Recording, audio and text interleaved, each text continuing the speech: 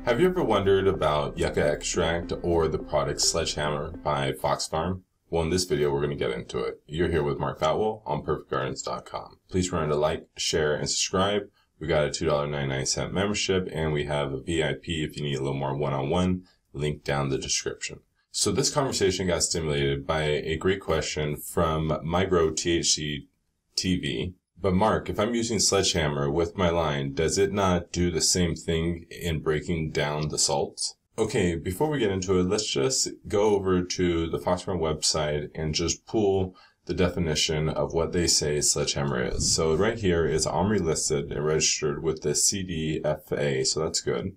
Bush Doctor Sledgehammer encourages water movement through soil and soilless medias. High fertilizer can compromise plant growth over time due to concentrated mineral salt deposits. Sledgehammer is a unique rinse formula designed to remove a fertilizer buildup, which may relieve nutrient lockout. Derived from saponins, which is a hormone from the Yucca plant, Sledgehammer is designed for organic gardening and can be used for both hydroponics and soil applications. For best results, follow one of FoxFarm's feeding schedules. And so let's go over real quick and take a look at the FoxFarm feeding schedule, because you know me, right when I take the information, I start to process it in my mind and really try to understand what they're actually trying to say. So right here, they are recommending that you use Sledgehammer after roughly the 4th week into veg. So if you have 4 weeks into veg, you're going to want to use Sledgehammer to help break down those salts or flush them out, right? And that's what they're telling you. What they're telling you is that their salts in their products will build up fairly quickly. And if you don't do that by week 4, you're probably going to start to see some nutrient lockouts because of inconsistent watering practices and excess salt buildup. Then what they tell you is you're going to want to do it again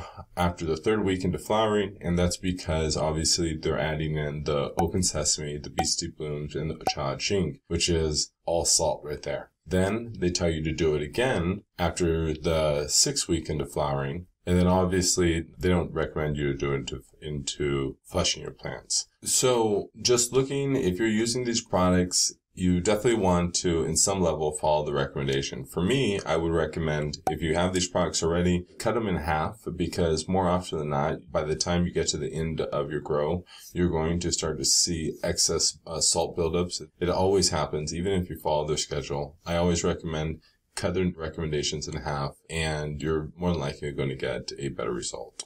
So a little bit more about the yucca plant. It is also known as the Mojave yucca or the Spanish dagger. It is a flowering plant native to the southwest desert of North America. Yucca is a natural surfactant. And so what is the surfactant, right? The surfactants break surface tension. And why is that important? Well, I always talk about inconsistent watering practices, and every single time when your plants dry back a little bit, or the soil media dries back a little bit, it begins to build a charge. And next time you water, the water is actually not going to really want to penetrate that soil, because just like how your shirt, when you drink water, and you spill a little bit on your shirt, what happens to those first few water droplets?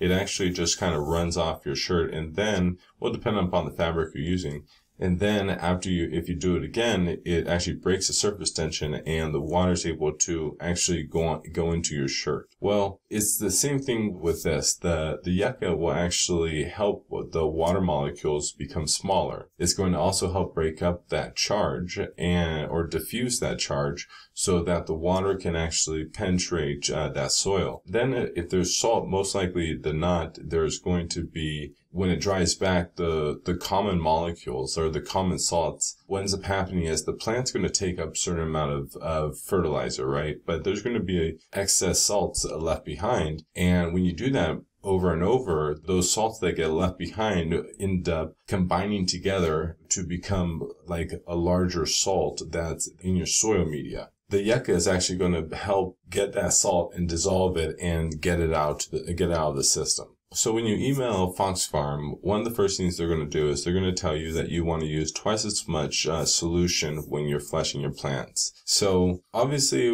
we have a water problem going on. Mead Lake, we have, tons of dams that are around the United States and world are having major issues. Again, when I read something, I it's hard for me to recommend something to you guys when I already know we have other problems. So we kind of have to adjust how we're approaching the problem so that we can create less of an impact on the other problems, the larger problems behind us, because what's really going to suck is not being able to grow this plant at all because we don't have the water to grow it, right? And what's going to keep us growing plants and growing gardens year after year is being more aware of not just our own problems, but the problems that our local communities and now even our regional communities and state communities and country are having. So right here, this is where, as we get a little further into the presentation, I'm going to start to talk about a different way of solution. I know you guys, a lot of you guys are going to be like, oh man, we're going to go back into bacteria, EM1 and drops balance. And yes, because those are really the main solutions. The reason why is when you have a really solid bacterial system going, it's all these fibrous little hairs that are traveling through your entire soil system. So right there, when you have a good biology system going, it's actually already diffusing the water. And I always recommend products that are going to help eliminate other products in what you're doing. And in addition to that,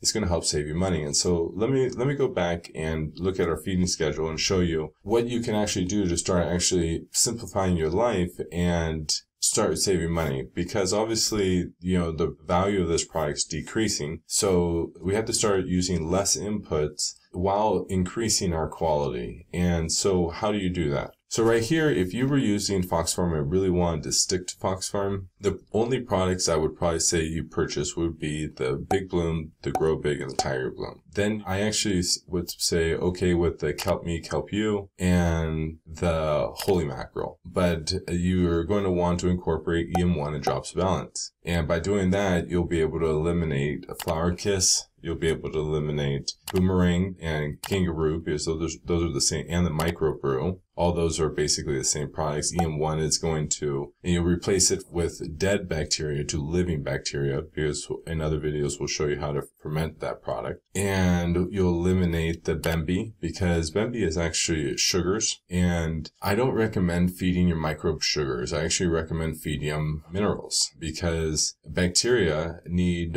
minerals to produce enzymes. And once enzymes get produced, those enzymes go on to do their function hundreds of times before the plant gets degraded. And it takes about 24 hours to complete those enzymatic productions. So I'm actually also not a big proponent of flushing your plants, because when you flush your plants, well, you remove the electricity, the electrical conductivity of the soil. And then the bacteria have to find the minerals again. It takes 24 to 48 hours, and then the enzymatic production starts to get created again. That's why a lot of people will see possibly plant deficiencies after flushing, and it's because you've removed the electrical conductivity of the soil. Then in addition to this, you'll also be able to stop using the sledgehammer, because Drops of Balance will also break the surface tension of the soil, and it does that differently by adding trace minerals. And you kind of have to think about when you're extracting the crude oil off the plant, right? And as you refine it, it becomes an isolate. But then how do you take that isolate and put it back into a pin so it becomes a vape cartridge that you're able to smoke, right? And how do you do that with quality? Other people will take the isolate and put like coconut oil or something in. Well, good extractors will actually take the isolate and put terpenes back into it, right? And when you put terpenes back into it, it makes the THC isolate oil again. And so that's what we're doing here, is instead of like when the plant takes up nutrients, right, it leaves behind salts. And so those salts bind together because common molecules like each other. Well, how do you break up those common molecules? Well, you add in other trace minerals, and it becomes more viscous in the environment. And it's very interesting how rock chemistry, or just chemistry in general, and biology work together, and how they become a salt and how they become viscous and moving again. And it's interesting. Obviously, guys, I could sit here and I can explain to you how to use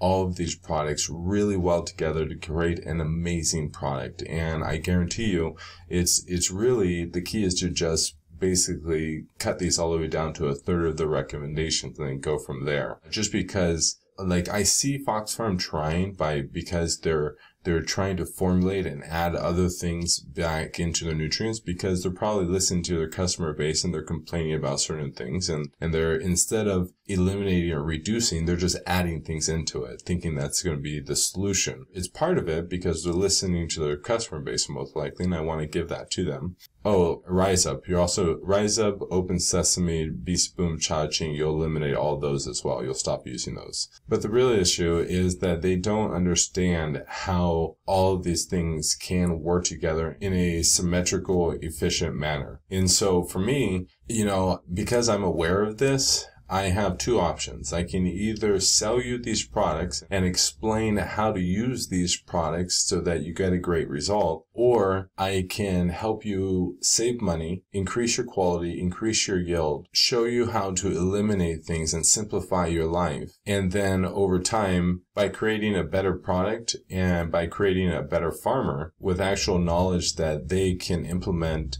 with food and business, because we're analyzing numbers, we're not just taking action just because someone told us to. We overall create a better industry. And that's really what I'm all about and try to focus in on. Anyways, please remember to like, share, and subscribe.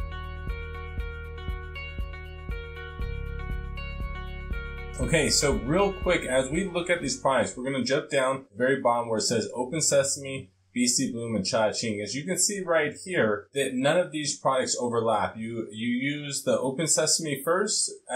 They recommend a 1/4 teaspoon per gallon. Then you jump over to a Beastie Blooms. And remember, so right now you're in the first 3 weeks into flowering is when you use Open Sesame. And you got to think about it, right? They're marketing as Open Sesame, so starting those flowers. Beastie Blooms is to really get those flowers going as their marketing thought process. And so for there, you'll use the Beastie Blooms again at a 1/4 teaspoon per gallon for about 2 weeks. So weeks